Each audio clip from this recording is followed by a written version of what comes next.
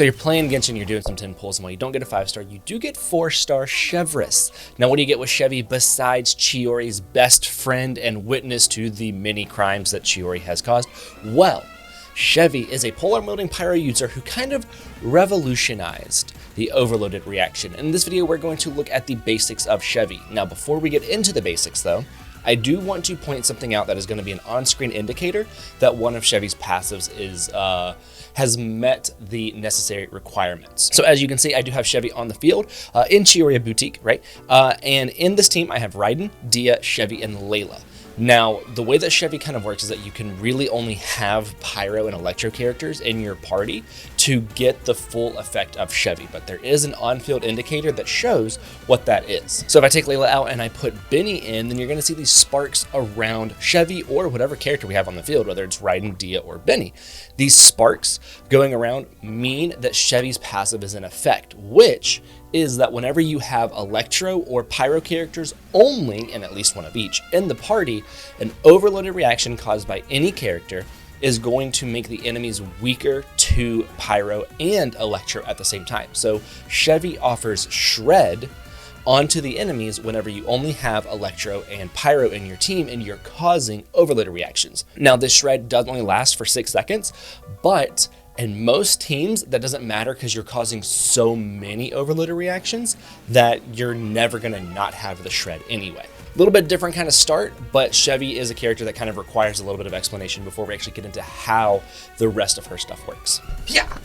So Chevy's normal attacks are going to be normal. They're going to do physical damage, and they are going to have some really cool animations, though. And her charge attack is going to be the corkscrew variant of that charge attack. Now we're going to get into the main part of her kit, and that is going to be her skill. Now her skill is going to have a tap and a hold. If we tap it, it is going to do an instance of pyro damage, where she's going to pull out her musket, take the shot. It is also going to be, I believe, Ouija aligned damage, the darker one, and it's going to produce a lot of energy. That's it. That's really all that it does. Now, the hold version of it, though, is going to give you an aiming mode where you can select the enemy, fire off the shot, same thing. It's going to still do pyro damage and it's still going to do Ouija. Now, why would you do the hold version instead of just the tap version? Well, if we cause an overloaded reaction before we use Chevy's skill, we're going to have this little mark next to her, right? This little bullet casing mark. And what this does is that it means that Chevy currently has an overcharged ball, which Chevy gets whenever you cause an overloaded reaction. Anybody can cause it. If we do the tap skill, she does not shoot the overcharged ball. You have to do the hold version. Whenever she does this hold version, it is going to do a little bit more damage because of the overcharged ball, but it's also going to give your team an attack buff based on Chevy's max HP. Now, the way that this attack buff works is that it is for every 1,000 max HP she has, it will give a percent of attack buff maxing out at 40% or 40,000 HP. So that's kind of like the baseline goal that you want to get with Chevy, is you want to try and get her to 40,000 HP to fully get the buff from this passive. And remember, you have to do it after you cause an overloaded reaction, and you have to do the hold version of the skill to fire that overcharged ball. Now, something else with her skill is that no matter which mode you do it in, she's also going to heal your on-field character. It is going to be based off of her max HP as well. So you're getting an attack buff from her max HP and healing from her max HP. Now her burst is going to do an instance of pyro damage, and then it's also going to put out these little landmines around it, and then they're all going to explode, doing another instance of pyro damage. And what this burst is essentially all it's there for is to just allow you to cause an overloaded reaction before using her skill. So if we use like Raiden's skill to apply Electro and then Chevy's burst, then it's going to cause an overloaded reaction. We have an overcharged ball. We can use her hold skill now. That's kind of it. If you go to Chevy before having caused an overloaded, then you can just cause one yourself with her burst. That's really all that her burst is there for. And also in this team, I use it to stack resolve stacks onto Raiden. So now let's look at some artifacts for Chevy. So I am currently running Song of Days Past on Chevy. Technically, it is her best artifact set. It gives a healing bonus.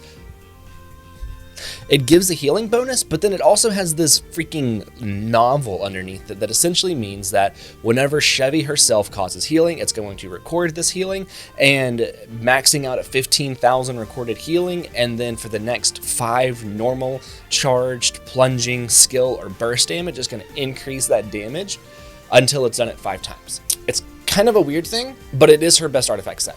And yes, you can still hit 40,000 HP with this artifact set, having no HP gain from the set itself. My Chevy does have 41,000 HP. Could I get her higher HP? Yes, by leveling 90 her and level 90 her weapon, I could, but that would increase her healing, not the attack buff. But with Songs of Days Past, it's kind of worth it. It might be worth it a little bit so that way I can get the full buff from this, because right now I think I have to cause 6 healings with her skill to get the full buff of this, and if I can get more HP on her, then I can just heal more faster. Now, if you have Songs of Days Past on her and don't have her at 40k HP, it is more important to kind of get the 40k HP to get the full attack buff. So you can run like 2-piece Nasty, 2-piece VG, so that way you can just stack as much HP as possible. And then on the stats, you're going to be doing HP, HP, HP across the board with a little bit of ER in the substats, and then like crit rate, crit damage, that's kind of it, flat HP, stuff like that in the substats. Now for weapons, her best weapon is 100% Dialogues of the Desert Sages, the Magical Girl Staff. This is an event weapon, so if you missed out on it, you can't get it any longer, but this does give HP to her as the main stat,